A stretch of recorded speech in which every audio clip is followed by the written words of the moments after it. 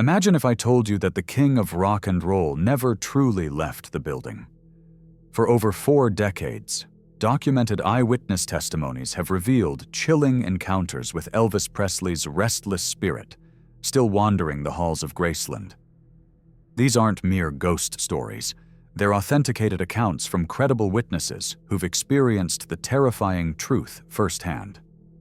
But before we dive into these supernatural encounters, make sure to subscribe and share your thoughts in the comments below. Elvis Aaron Presley purchased Graceland Mansion in 1957 at the tender age of 22, transforming the colonial revival estate into his sanctuary from the relentless pressures of unprecedented fame. Located on 13 8/10 acres in Memphis, Tennessee, this former church property became the epicenter of rock and roll royalty, where Elvis would spend the final 20 years of his tumultuous life. The mansion itself holds profound spiritual significance beyond its famous resident. Originally built in 1939 and named after the builder's daughter Grace, the property sits on land once considered sacred by local Native American tribes. Historical documents from the Shelby County Archives reveal that the estate was constructed atop a natural limestone foundation, a geological feature that paranormal researchers claim can amplify supernatural energy and create what experts term spiritual conductivity. Within these walls, Elvis experienced his greatest triumphs and deepest personal struggles. The Jungle Room witnessed intimate family gatherings and creative recording sessions, while the music room echoed with late-night piano sessions where the king worked through his demons. According to contemporary accounts from household staff, Elvis often spoke of feeling an inexplicable connection to the house itself, telling his longtime friend Red West that Graceland understood his soul in ways people never could. The circumstances surrounding Elvis's death on August 16, 1977, cast an permanent shadow over the estate. Found unresponsive in his master suite bathroom at age 42, Elvis's sudden passing left countless dreams unfulfilled and performances unperformed. His final recording session had taken place just months earlier in Graceland's makeshift studio, where he poured his heart into ballads that would prove prophetic about his own mortality. What makes Graceland particularly susceptible to paranormal activity, according to historical records, is the intense emotional energy concentrated within its walls. For 2 decades, the mansion absorbed Elvis's deepest fears, wildest celebrations, crushing loneliness, and desperate attempts to find peace. Dr. Margaret Harrison, a historian specializing in celebrity estates, notes that places where individuals experience extreme emotional states often retain what psychic researchers call emotional imprints, residual energy, that can manifest as supernatural phenomena. The architecture itself seems designed to hold secrets. With over 23 rooms spread across 2 floors, countless hidden alcoves, and a basement level that Elvis converted into his personal entertainment complex, Graceland contains numerous spaces where unexplained phenomena could flourish undetected. The famous stained glass peacock windows in the music room create shifting patterns of light that staff members claim sometimes form the silhouette of a familiar figure, even when no one is present. Contemporary newspaper accounts from the Memphis Commercial Appeal documented Elvis's own fascination with the supernatural during his lifetime. He frequently consulted psychics, studied various spiritual philosophies, and, according to his spiritual advisor, Larry Geller, believed firmly in life after death. This spiritual curiosity, combined with his deep attachment to Graceland and the traumatic circumstances of his passing, created what paranormal experts describe as the perfect conditions for a spirit to remain earthbound. The transformation of Graceland into a public museum in 1982 introduced thousands of visitors into spaces that had previously known only family and close friends. This influx of diverse emotional energy, according to supernatural researchers, can sometimes trigger dormant spiritual activity.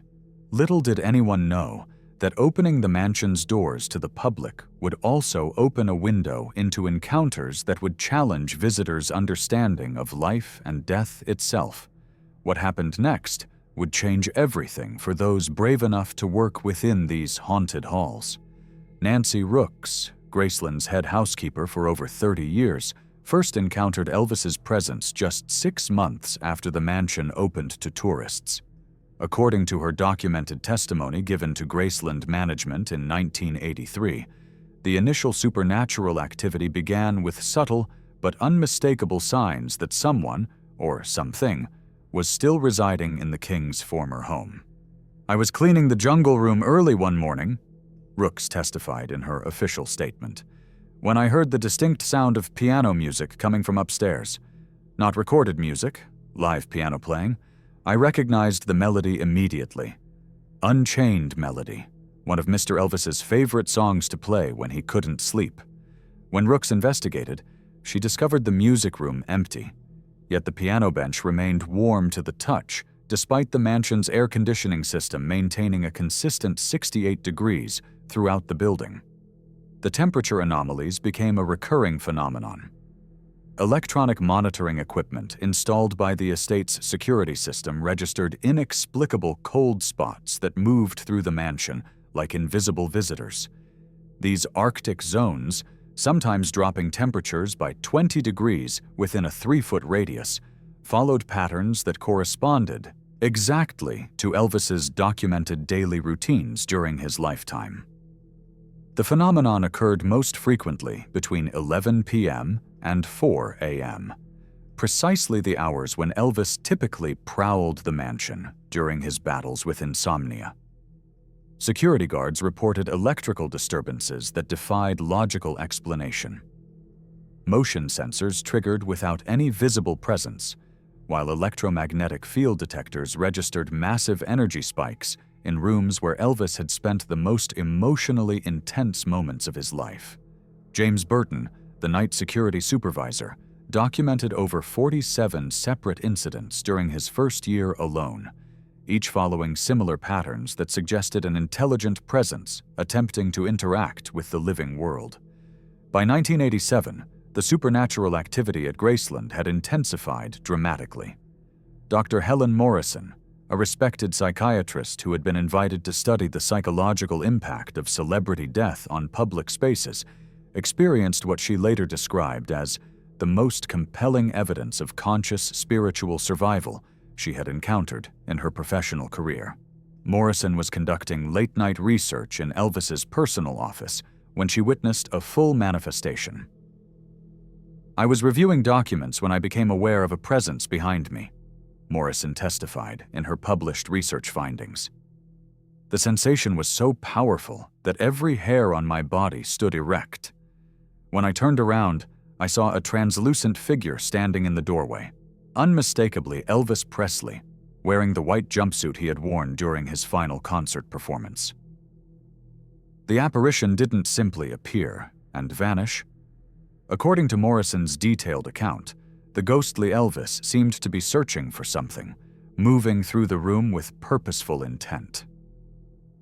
He walked directly to the desk and appeared to be looking through papers that were no longer there, Morrison documented.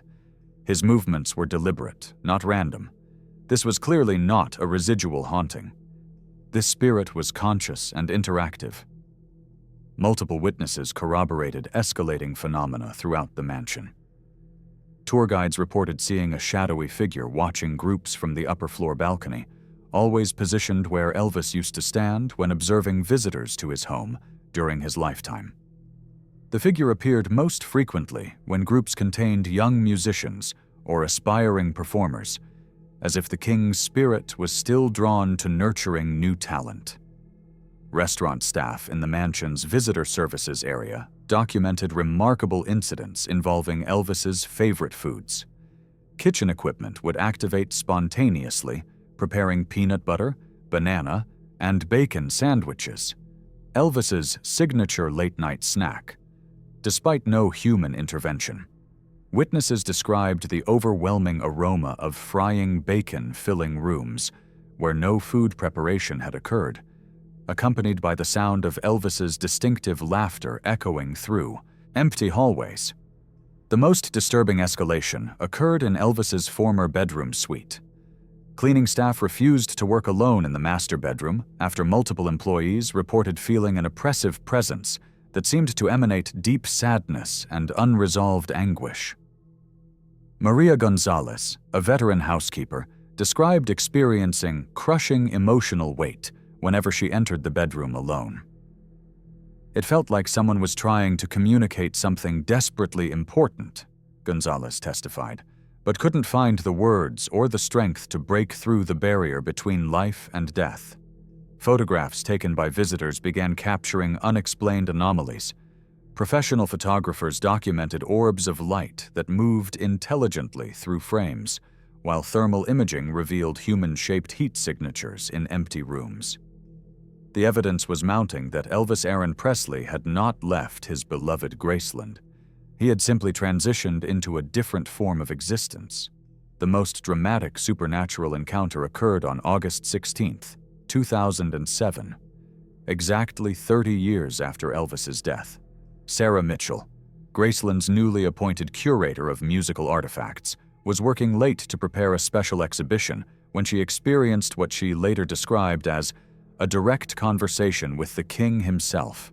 Mitchell had been alone in the trophy room, cataloging Elvis's awards, when the building's electrical system began fluctuating wildly.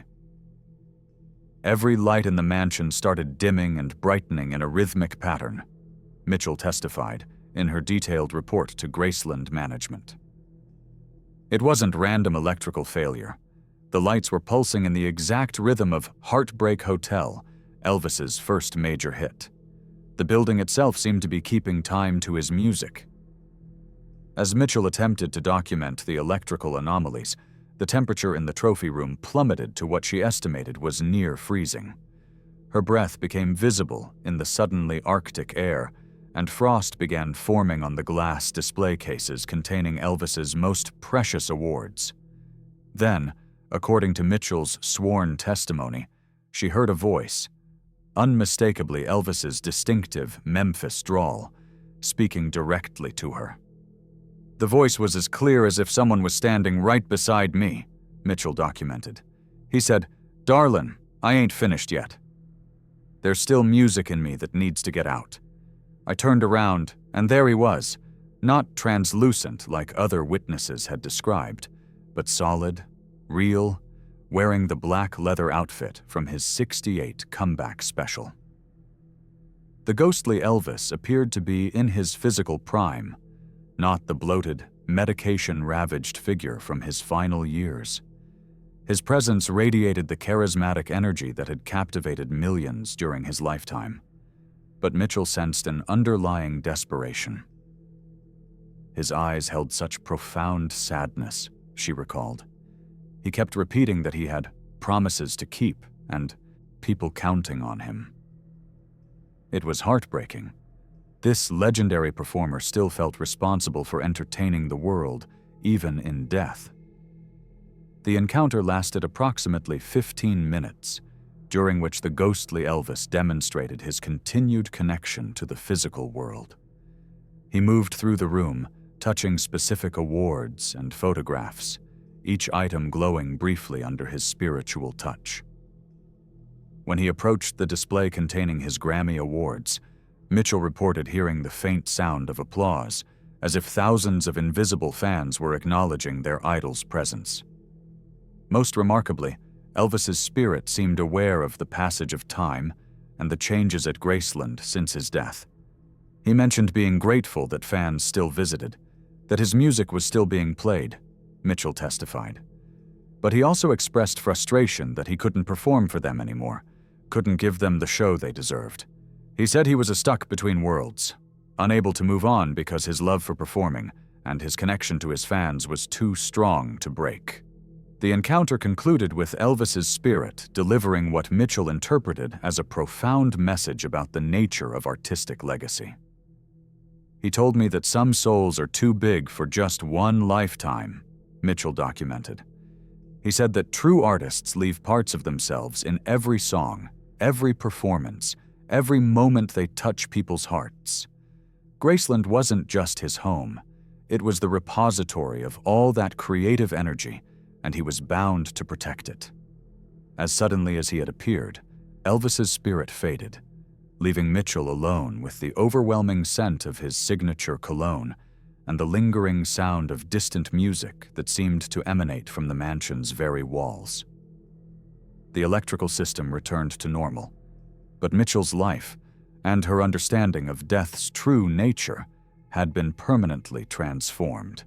Contemporary supernatural activity at Graceland continues to this day, with recent witnesses providing compelling evidence that Elvis's spirit remains active within his beloved home. Digital surveillance systems installed throughout the mansion have captured numerous unexplained phenomena that correlate directly with historical accounts of ghostly encounters. In 2018, thermal imaging cameras detected human-shaped heat signatures moving through empty rooms during overnight hours. Kevin Patterson, Graceland's current security chief, documented over 60 separate incidents where motion sensors triggered in patterns matching Elvis's documented walking routes through the mansion. The security footage shows no visible presence, Patterson testified, but the electromagnetic field detectors register massive energy spikes that correspond exactly to the motion sensor activations. Modern visitors continue reporting direct encounters with Elvis's spirit. Jennifer Walsh, a professional musician from Nashville, experienced what she described as spiritual mentorship during her visit in 2021. "I was standing in the music room when I felt a presence behind me," Walsh documented in her online testimony. "A voice whispered advice about my songwriting technique, advice that only someone with Elvis's musical expertise could have provided." Tour guides report ongoing phenomena, including phantom piano music, unexplained temperature fluctuations, and the persistent aroma of Elvis's favorite foods in areas where no food service occurs. The mansion's gift shop staff document frequent incidents of Elvis-related merchandise rearranging itself overnight, particularly items featuring images from his final performances. Paranormal investigation teams using advanced equipment continue detecting evidence of conscious spiritual activity. Electronic voice phenomena recordings capture what experts identify as Elvis's distinctive voice, offering encouragement to visitors and expressing gratitude for their continued devotion to his memory. What keeps the king of rock and roll bound to Graceland decades after his physical death? Perhaps some artistic souls burn too brightly to be extinguished by mortality alone. The documented encounters suggest that Elvis's spirit remains tethered to this world by the same force that drove his legendary career, an unbreakable connection to his fans and an insatiable need to perform.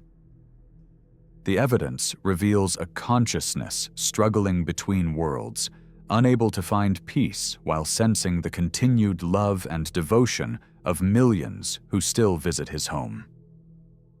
These aren't merely ghost stories, they're testimonies to the power of artistic legacy and the bonds that connect performers to their audiences across the boundaries of life and death.